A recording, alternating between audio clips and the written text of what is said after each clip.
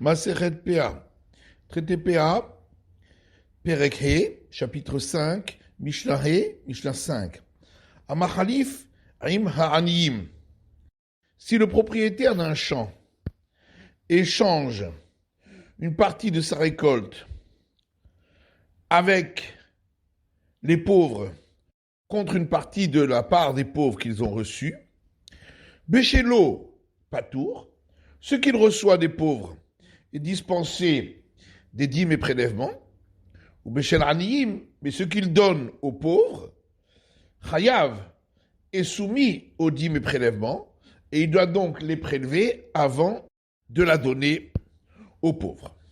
Shnaim shekiblu et asadeh ba'arisut. Deux pauvres qui sont chargés de cultiver le champ d'un agriculteur contre une part de la récolte.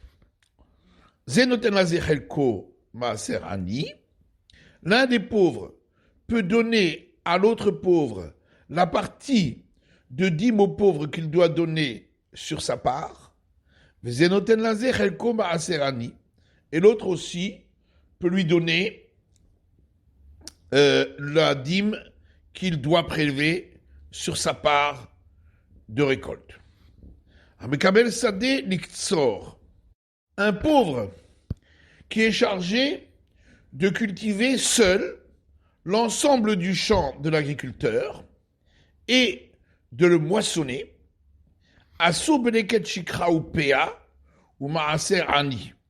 étant donné qu'au moment de la moisson, c'est lui qui est chargé de ce champ, il ne pourra pas disposer de la glanure, de l'oubli et du coin du champ, ainsi que de la dîme qui sont pour les pauvres. Amar Rabbi Yehuda Emata bisbon shekibed mimenu le merza l'ishlish velirvia. Rabbi Yehuda dit ça, c'est seulement dans le cas où, au moment de la récolte, il a déjà reçu une part, soit la moitié, soit le tiers, soit le quart de cette récolte.